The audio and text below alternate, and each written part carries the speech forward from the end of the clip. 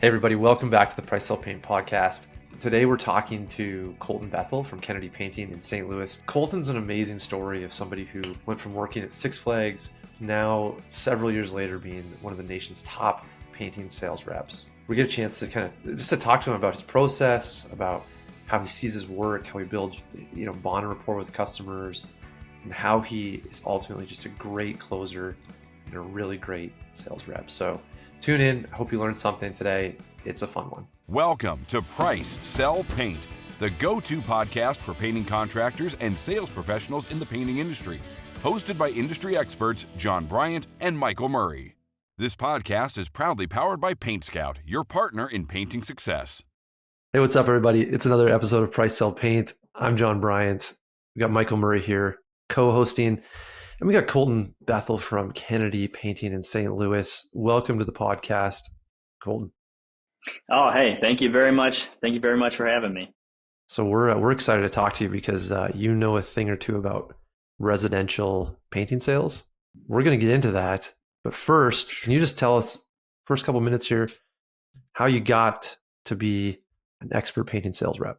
Okay, I'll take you way back. We're going to go back to 15, okay? So we're going back 10 years now. I was homeschooled, and a gentleman, actually, let me back up just a hair more. I was homeschooled. I wanted to do something during the... Colton was born. Yeah. Go and then he started selling painting jobs. Let me tell you about 1999. Damn, it was just about 2000. People were freaking out. It was Y2K.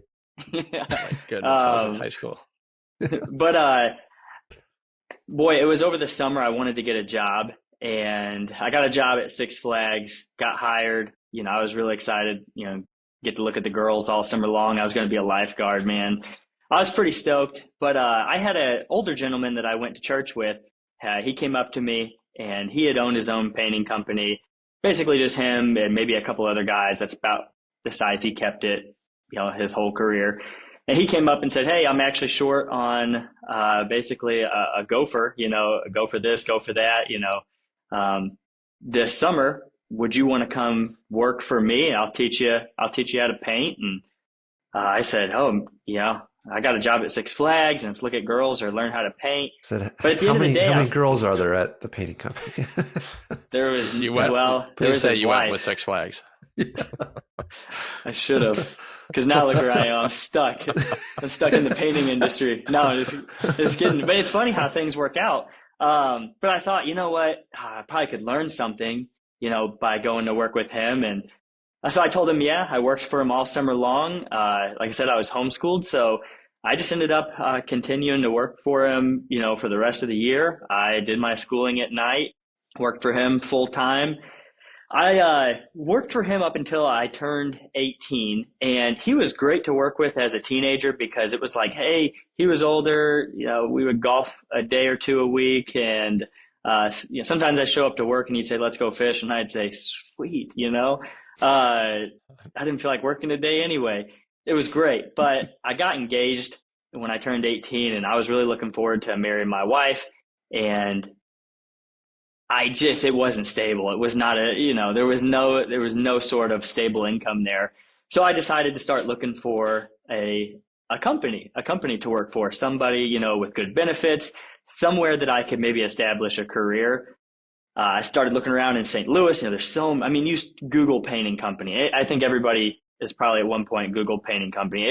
Everything comes up, and found Kennedy Painting. Started looking on their website. I read just about everything there was to read about Kennedy Painting, and I thought, hey, this is the company I really, really want to work for. Got an interview, got hired. I worked for Kennedy Painting for about 2.5 years as a painter. Never, ever once in my life did I ever think about sales. I was just going to continue on the painting route, become a crew leader. It's just what I thought I was going to do until I saw the sales guys. I can remember one of the first times I saw sales guys, it was beginning of the year, and they had just walked up to each other and they said, back to zeros, everything is zeros. And that just intrigued me. I was like, whoa, that's crazy. You're so starting over like that.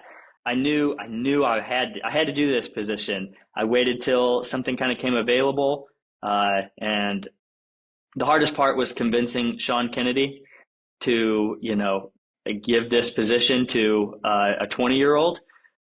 That was my first sale, though. So I didn't. Sean. Yeah.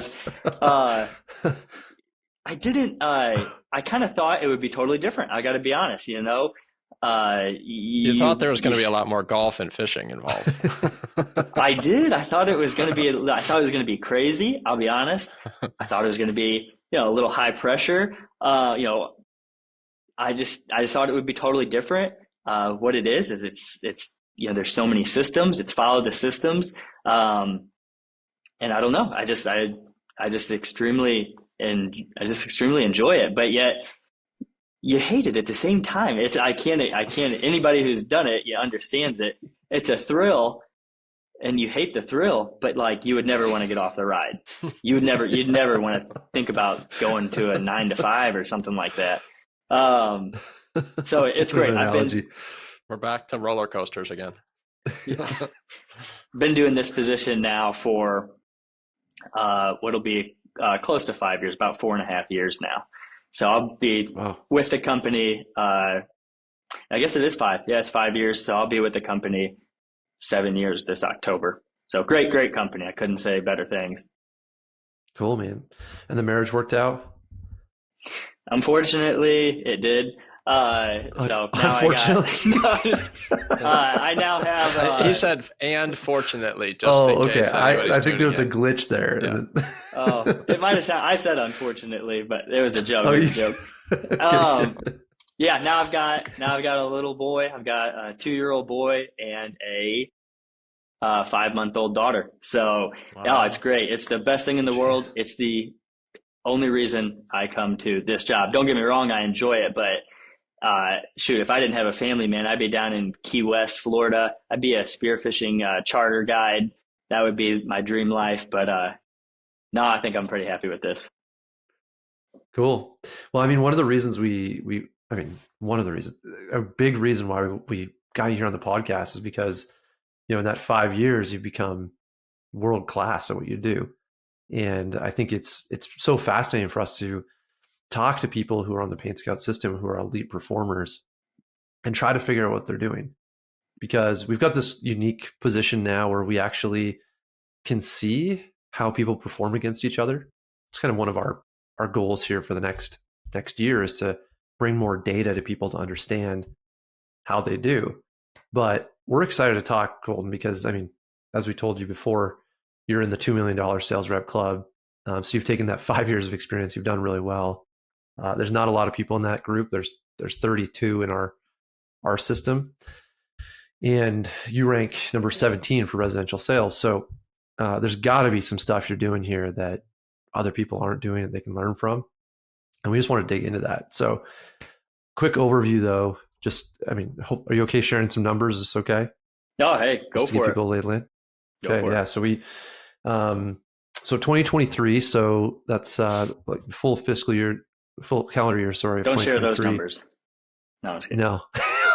Oh, okay. Over to you, Michael.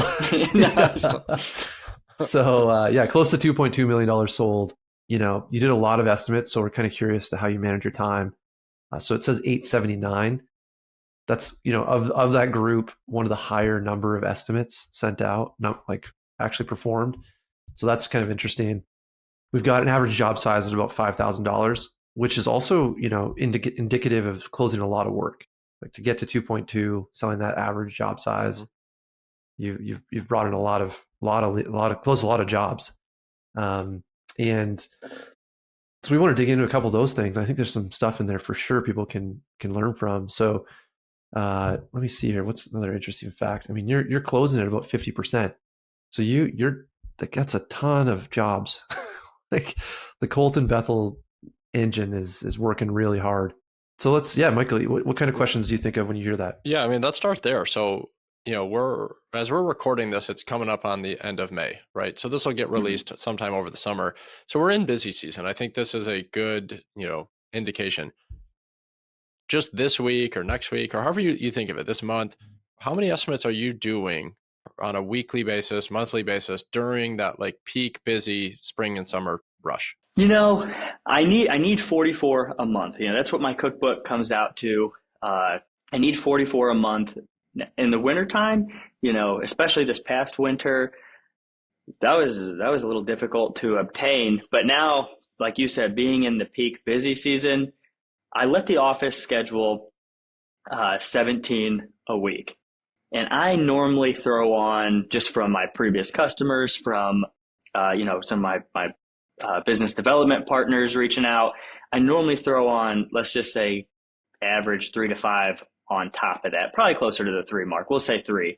So typically run 20 to 22 bids a week. I've been really thinking a lot, not to go totally off subject, but I would really like to get to that 15 number. I think that would be a very good sweet spot. And definitely, when you start off, newer rep, you think the more leads, the better, right? Shoot, man, if I could get 25 in, that's 100 a month. That's so many more opportunities, when that's not necessarily the case. Sometimes you're too busy for your own good. And I think that's where I am a little bit. 17 is definitely manageable, but when you start throwing it up into the 20s, I think that's where I start. Like you said, that's a higher amount of jobs looked at on average, and I would agree with that, and I would say that's actually something I would like to change. I think I know the answer based on some of the family situation stuff you talked about, but what are some of the other reasons why you want to lower that down to 15, 17, somewhere in that range? What do you think some of the benefits of that will be? More time not spent in a face-to-face meeting with another customer. I know that sounds bad, but if I could do 3 a day is extremely manageable. I would also like to, because it's not also how much you sell. Anybody can attest to this. It's if did you sell it? Did you sell it well, right? Did you estimate the project well? Right now, I don't have a set time for me to go out and take a look at the jobs that I have already sold. I would really like an appointment slot, once a week, for me to go by jobs that I've sold, see how things are going, get feedback from the crew. So it allowed me to do that. Hey, just to be, forward with everyone, if I get too busy, like Thursdays, I run 5 estimates every single Thursday. That's a busy day. If I get too busy, or if I do, let's just say 5 large exteriors, back to back appointments, what really suffers is my follow-up calls. That kind of seems to be the first thing where I go, get to it tomorrow. So if I could scale back a little bit, stick to my systems, I think I would actually have a little bit more success. But it's a hard line. I've always run close to 20. I think that my management would be okay with the switch, but I've really got to put some thought into how to make that switch. Jon, I feel like you guys do pretty well there. Talk about at your company, how do you guys think about like how many estimates a rep should be doing? And then what are some things that you do to try to, manage to that number? Yeah, I mean, it's this is a big subject for us these days, because we're finding that, and I don't know how you feel about this, Colton. I'd love to get your opinion, but it's we have two types of leads that come in. We have one that's what we call a picture lead tracker, and that's one that customers are sending more info and pictures so we can get them a price without having to go see it. And we have an actual appointment tracker. And right now, it is busy season. We are getting a ton of leads, and our estimators are doing, I'd say on average, 8 estimates a week. And it is shockingly low. Obviously our sales numbers are also low. And so our theory has always been like, it doesn't matter how many leads you get. It matters how many quality sales you can do. And it's really about managing that quality. So if you can get all of your sales, your quality sales done in 5 bids, what do we care, right? Like that's the sales professional's choice. The issue becomes that when you don't hit those targets, the first thing we look at is what your activity's been. We're trying to understand that. And so on the other end, I'm curious for you, Colton, like when you get those 20, 25 leads, are you doing anything to vet the leads at all to make sure they're worth your time? Or do you just go see everything? How does that work? When I get up to that point, I'm more just, if it's put on the calendar, I'm going to take a look at it. The commercial ones, I really like to vet. The residential ones, they pretty much just slide on in. Like I said, I just got to be forward with people. Most of the time I'm looking at them, the morning of. I'm kind of checking out, seeing what do I got coming forward. Ideal is I like to look at them first thing Monday morning. I like to see what's coming up for the entire week. The commercial ones I really like to vet. That can be, they've really got to be a good fit for us, for me to take the appointment. So are you willing to sell like any type of job? Like if someone calls and is like, I've got one windowsill to paint and they schedule it in your schedule, do you just go see that? Is that okay? No, so that is a good point. I probably should have brought that up. Now, our front office does do a good job of vetting. They talk to the prospect or, the potential customer about scheduling, how soon do they need it done by. They let them know where we're currently scheduling, how many weeks from a signed contract they'll be looking at. They talk to them about if they get a feeling that it is a small, if somebody says, oh, I just have a door I need painted, they're going to have that minimum job size conversation with them. But for the most part, if it makes it through the office, I go take a look at it. What's the smallest sale you'll do? One person, one day? Yeah, one guy, one day. Obviously, the sales rate changes a little bit. In the winter, it's going to be a little bit less. Maybe think like $680 to in the winter, maybe like $800 during the summer. But it's a man day. So it kind of it just shifts based on your supply. Yep, so it's got to be a man day. We're not going to sell something for a previous customer that I've done, some great work for. If they need something, it's like half a day. Hey, they've been great to us. I'll try to be good to them. So one thing that's really interesting about your numbers is like, even with that volume, going back to just like the amount you're processing, which is current, like even on these numbers, it's more than 20 a week. No, a little less than that overall. But you've got a 50% win rate. Like even with all of that stuff coming at you, you're still closing at 50%. Is there anything you attribute that to?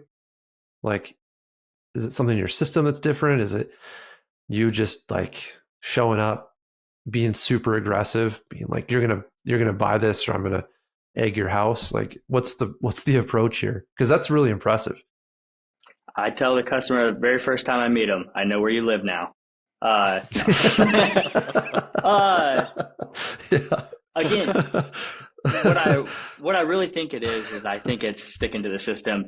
I really try to shoot for 60. I mean there are some. I mean I bet if you look in the top 10 of that list that I'm on, I bet those guys are into the 60s, if not some of them into the 70s.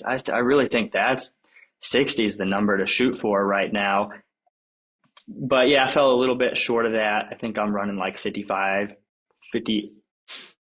I'm currently running 54% so far this year. So making a little bit of a gain, but really what I could maybe attest that to is following a system. Hey, look, maybe I have definitely can improve the system 100%, but I do follow the system. I don't get outside of the system. I try not, I don't just go a month or something without doing a follow-up call or something like that. I don't go a week without making a follow-up call. So following a system and sticking to it is what I would say, being consistent. Colton, I want to talk about the system. I think anybody listening is sitting here going, this sounds great. I want to sell 50 to 60%. I want to sell almost 2.5 million. You keep mentioning following the system as being one of the big secrets here.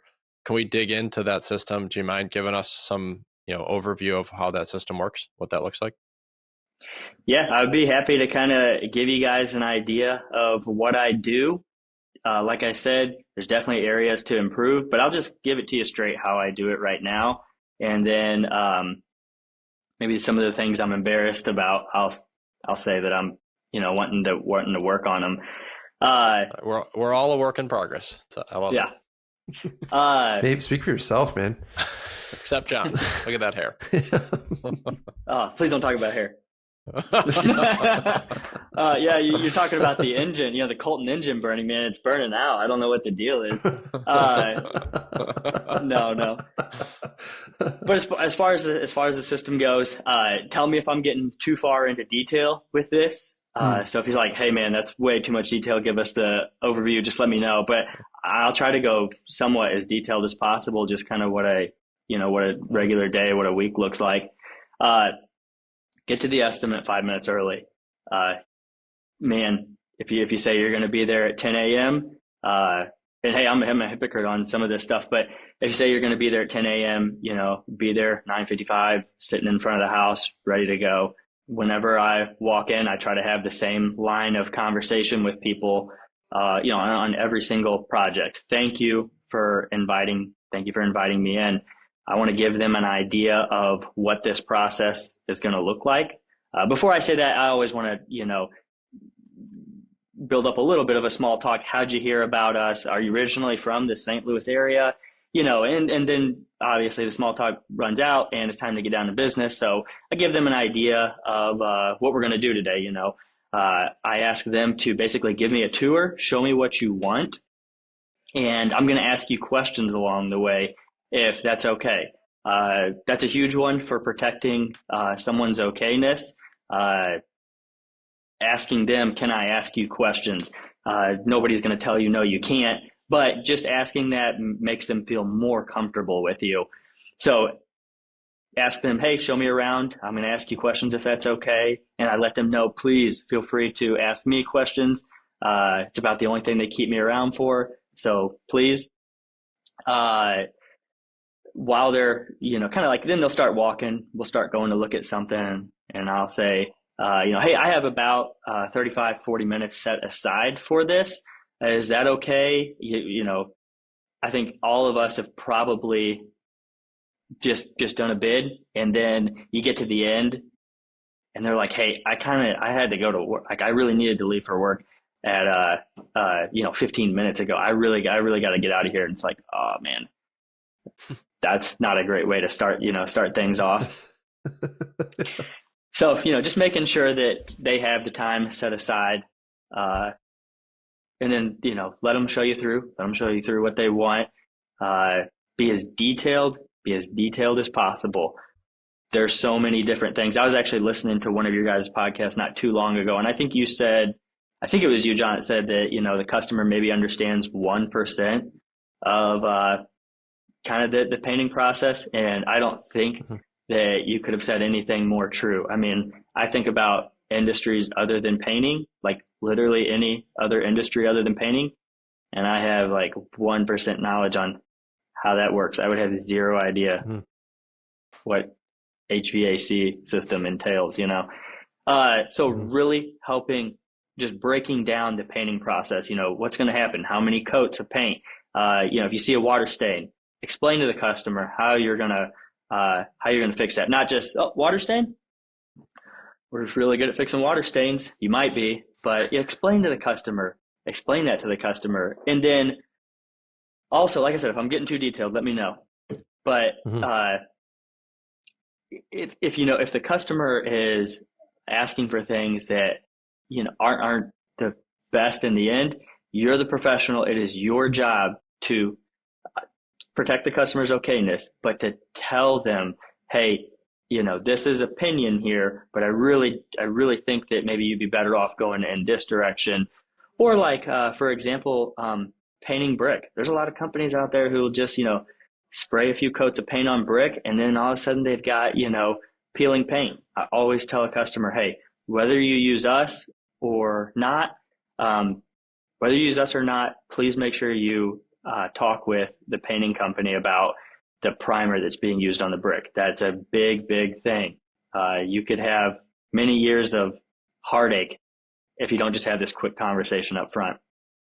Sorry, I went down some rabbit holes there. No, you're good. But after the homeowner gets done, showing you around, I like to do the estimate by myself. I ask the customer if it's okay for me to go back through in the way that they, showed me the project, and I'm going to take notes, photos. I ask permission to take photos, and then I'm going to take measurements. And then I give them an idea about how long that'll take me based on the amount of work they showed me. But then I also let them know, hey, be maybe a little bit prepared, because once I finish, I'm going to have an idea of a ballpark cost. And I tell people, hey, think about what you want this to cost, and then just keep that to yourself. I think reps do this a little different. Some reps do it a little differently, but ultimately, right out of the gate, what the customer wants it to cost really doesn't matter. Not at first. I tell them that you could probably have a quick game too, where like you both write it down and you show it back at the table, and then on 3 you both flash the number at each other and just watch the shock on everyone's face. And we just go with the higher number. Yeah. Yeah. Their number's like way higher than what I bid. I'm like, yeah. Most of the time it's the opposite. Yeah. Yeah, exactly. Sold. Yeah. But I tell them, think about a budget in mind, and then just keep that to yourself. I'll share with you what I think it will cost for Kennedy Painting to do this project for you. You just got to be really careful on that. I don't like to spend too much time right on that, because you don't want to do a really nice job and then boil it all down to price right at the end, right? You're looking for the whole time they're walking you around, you're looking for the reason that they had you out here. Why? Is it so it looks better? Okay, well, cool. They want a new look. Let's talk about that new look. What do you want? Are we the company to provide that for you or not? So you don't want to boil everything down to just price, but I tell them, think about a budget, and then when I'm finished, I'll give them an idea first, and then we can talk and see, if that matches. So that's kind of what the estimate process looks like for me. Once I get to the end, this is something I really would like to do better about, is setting set times to follow up with people. I let everybody know that the only thing I ask is just for a yes or no answer. You're not going to hurt my feelings. If you did, I should get out of this trade.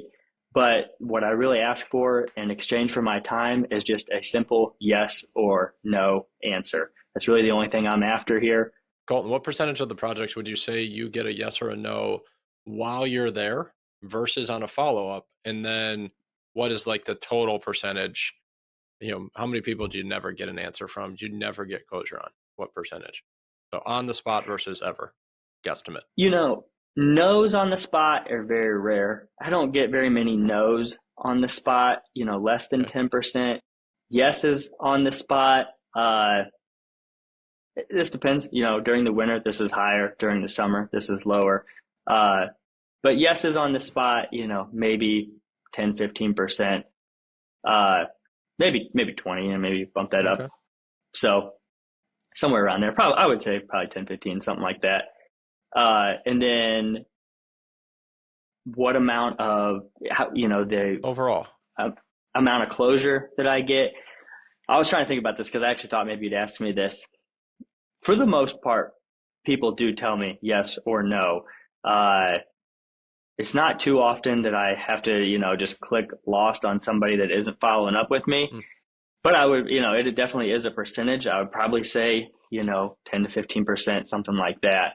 For the most part, I do get a yes or a no, so I get closure. But yeah, there are some people who, they just don't get back. They just don't get back with me, and I don't really think that's the customer's fault. I think that I didn't set a clear enough expectation with that customer, or there's something I could have done better with that customer. Makes sense. For them to totally ghost me like that. One of the things I wanted to ask you about, you mentioned at the beginning that you want to get to every appointment 5 minutes early, but you're also doing a lot of appointments.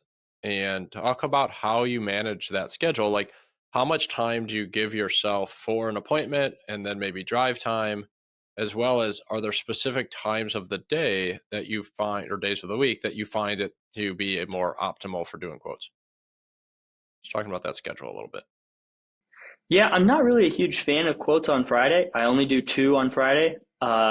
Just everybody's got that weekend on the mind. So nobody really wants to do the nitty gritty. Nobody wants to do a painting estimate. It seems like, when you get later on in the day and Friday. So, hey, I don't want to do them either. I'm not even gonna lie. I want to, weekend, right? So I think that, golfing. yeah, yeah.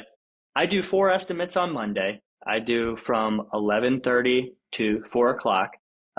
Each estimate is an hour and a half block for me in my schedule. So, you have 11:30, you have 1, you have 2:30, and then 4 o'clock. They used to make us do 5 o'clocks, and we rebelled. So we don't have to do 5 o'clock anymore. There was a mutiny. Yeah, we did. We had a good mutiny. Like right when I came into this position, I only had to do like several 5 o'clocks, and it was terrible. Honestly, the reason being is if people don't value their project enough to take off work for it, then they're probably not a customer that we're going to do very well with. We really want to look for people who this is their home. This is a big deal for them. They're putting time into this. I want them to match, the amount of time that I'm putting into this to give them the estimate. I want them to match that. So that's why 5 o'clocks are honestly kind of no good, because you get a lot of the people who are, they don't care about it enough to take off work or reschedule their system. You got people eating dinner in front of you, and that's weird.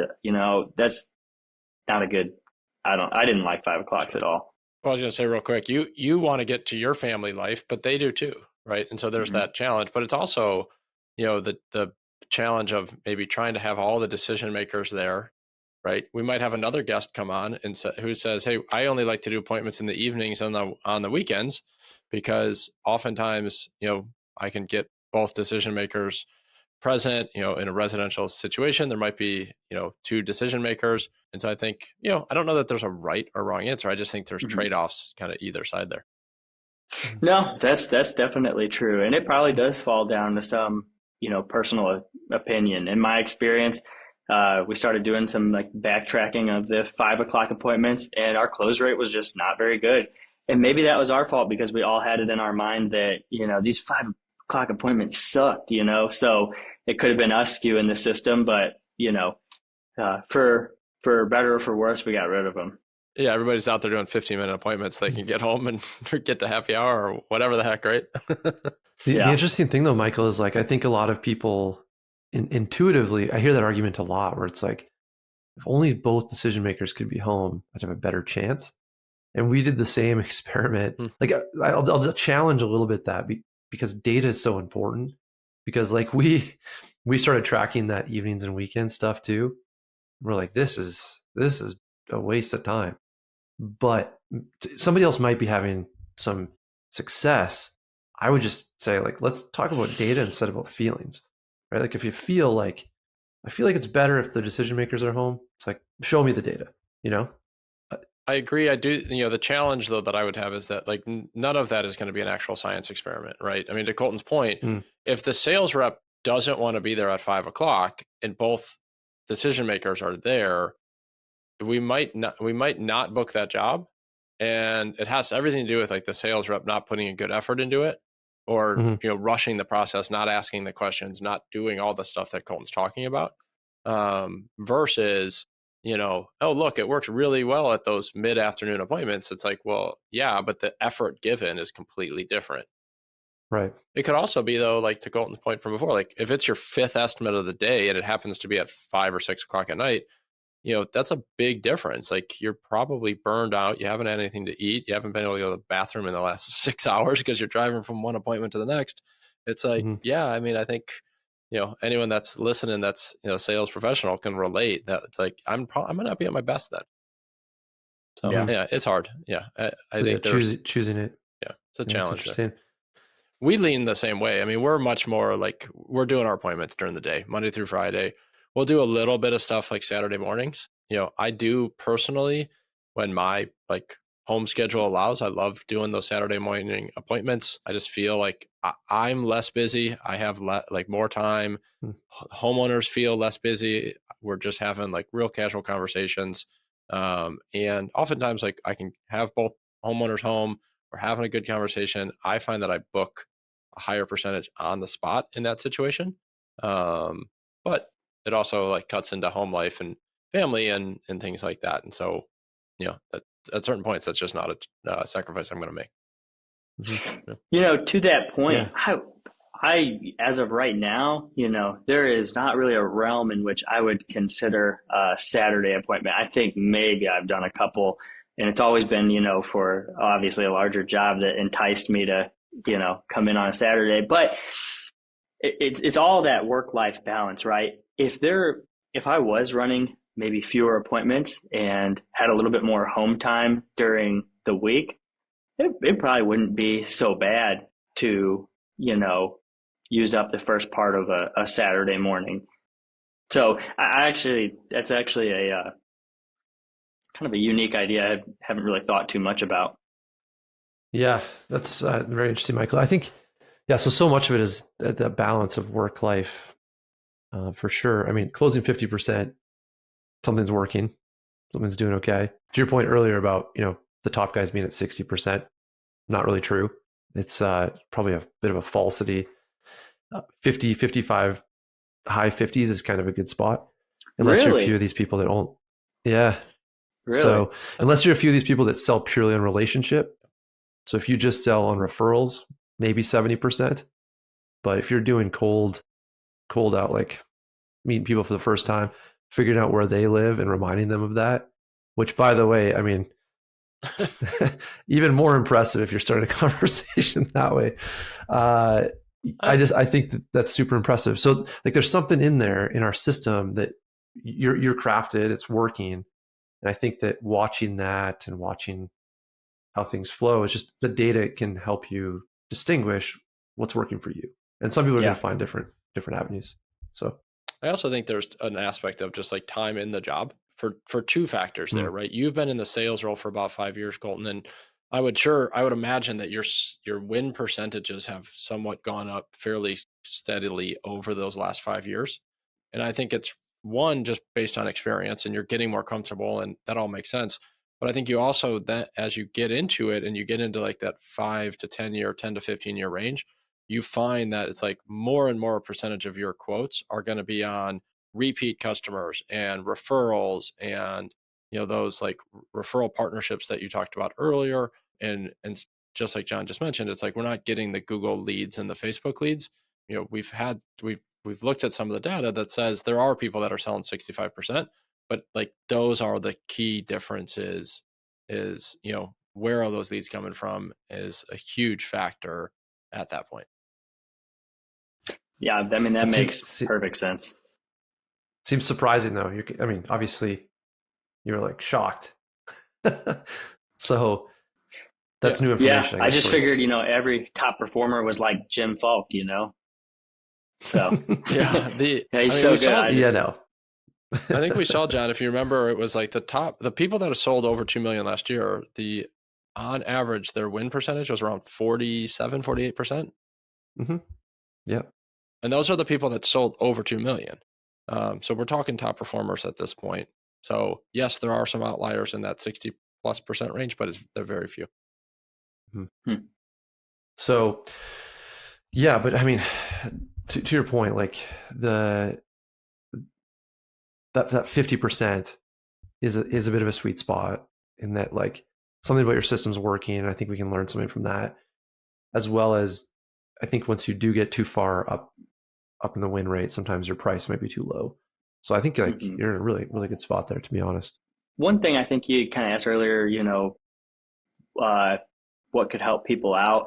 I really think, when you're doing 20, because I'm in a peer group with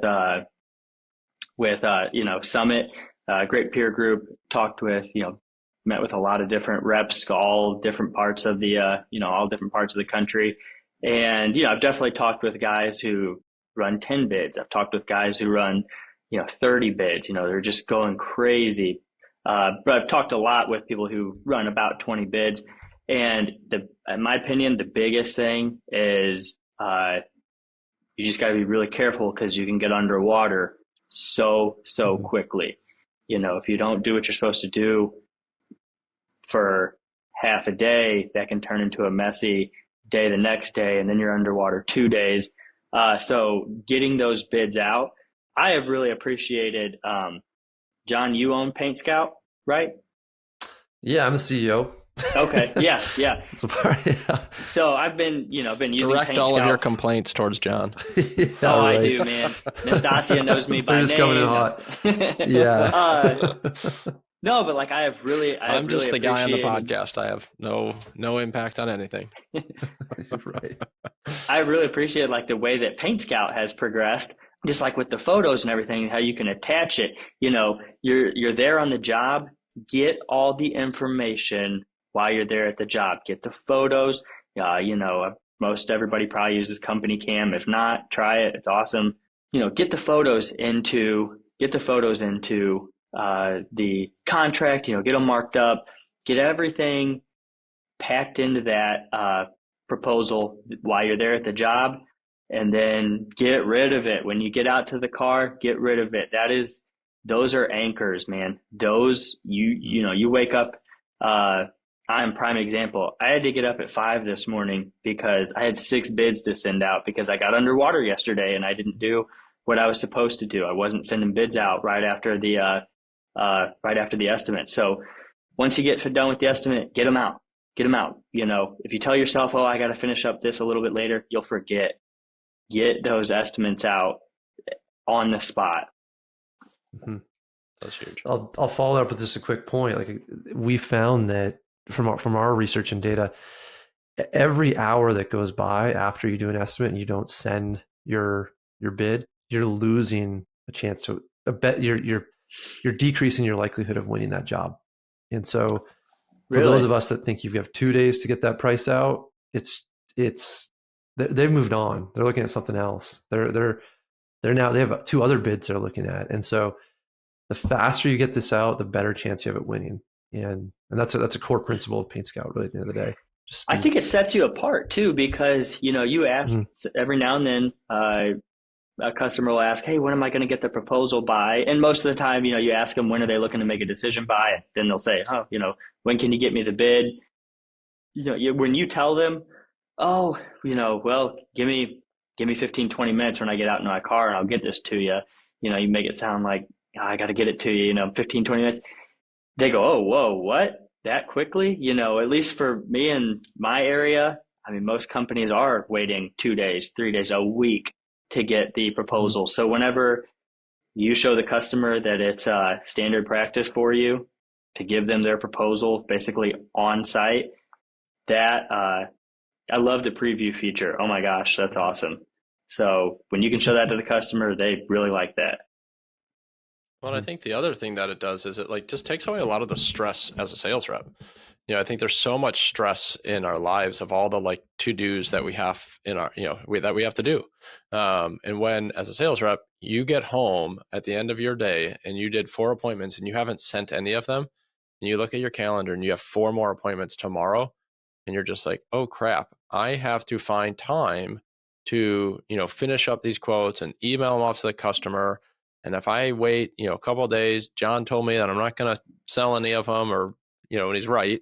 And it's like, all right, so what, now all of a sudden, maybe I don't get those out today. And so now I'm at the next day and I've got, 4 more appointments, and now I've got 8, and these things are starting to build, and it's building this stress of a to-do list of all these things that I'm going to have to do, as opposed to, our a whole approach. And we're not perfect here, but the goal is to always send the quote before we leave the appointment. So whether you do it with the client and you're just like, "Great, we went over everything. This is your email. Great. I'm clicking the send button. There you go. You have that now." Or I'm going to do that in my car before I drive away. And it's just out of my brain. I can mark it in the CRM. I can set up my, my follow-up time, and I just leave, and it's just like, I'm going to get notified when I need to follow up with that person. It is so freeing and takes away so much stress. Mm-hmm. Yeah, I couldn't agree more. Then you got 2 from last week that were difficult. So you weren't able to, you had to ask one of the field supervisors a question. And so you weren't able to get those out.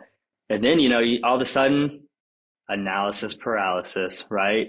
You're just so far underwater, you don't know where to go. The only time you should get that's when you come back from vacation. So you shouldn't, yeah. In my opinion, you shouldn't do any work on vacation. There you go. But that's just opinion. Colton, I'd love to finish up with one more question. So you have a unique background in that you came into your sales role having had painting experience. You talked about at a previous company, but specifically at your current company, you made the transition from painting in the field to a sales rep. And I would say, that's not uncommon, but it's also not everyone comes that way, right? Sometimes people come into the sales role without any painting experience. Or maybe there's a business owner that's listening and they're thinking about hiring a sales professional, thinking about, hey, should I hire somebody with painting experience or not? How's that going to affect them?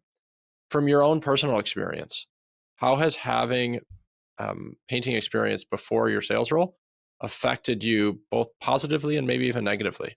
So let's see. We'll start with the negatives. The negatives are you really start to think, you stop thinking, how long will it take an average crew to do this project?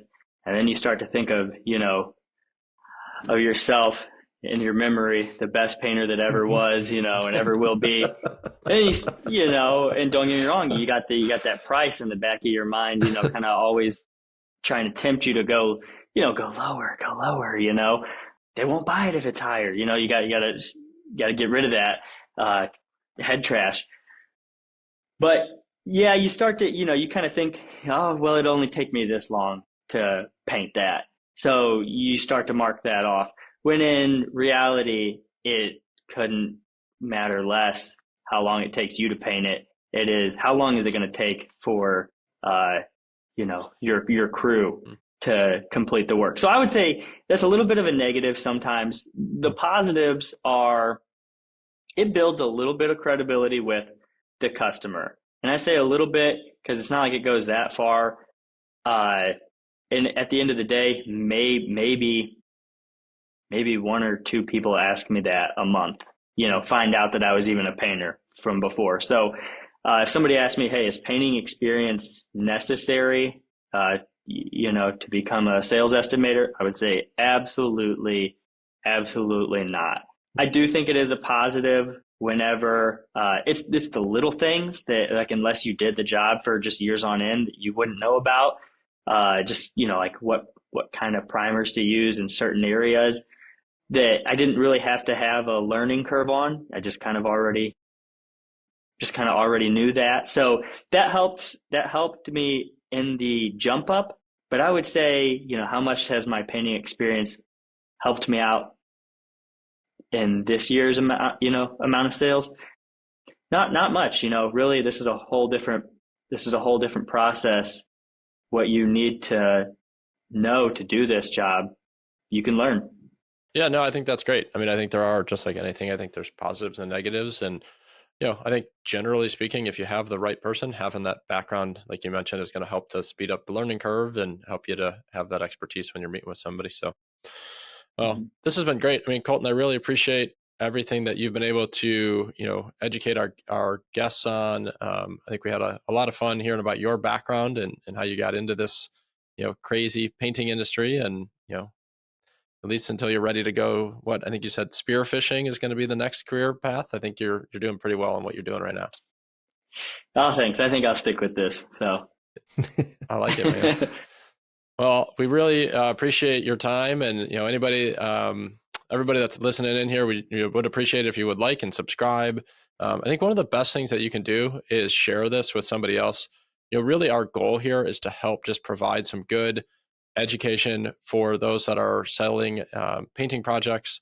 And, we want to be able to bring on some really awesome guests like Colton So if you are somebody who has, an awesome story and is having great success, we'd love to talk with you and perhaps have you on as one of our future guests. But please share this with some of your friends so we can continue to get the word out there and help to elevate our industry.